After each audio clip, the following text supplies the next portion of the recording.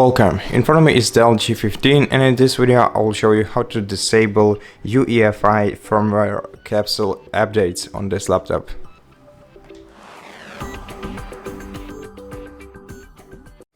To do that, you'll have to enter the BIOS first. To enter the BIOS, switch off your laptop and then turn it on by pressing the power button once, and while it's powering on, repeatedly press F2 key until the BIOS menu appears on your screen.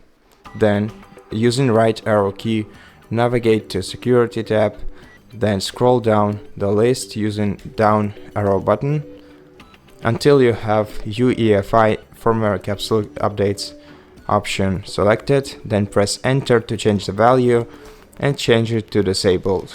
And this way you can disable UEFI Firmware Capsule Updates. To enable them again, select this option and then press enter to confirm.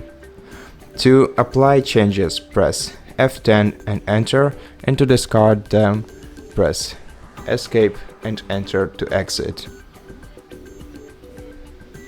And that's it.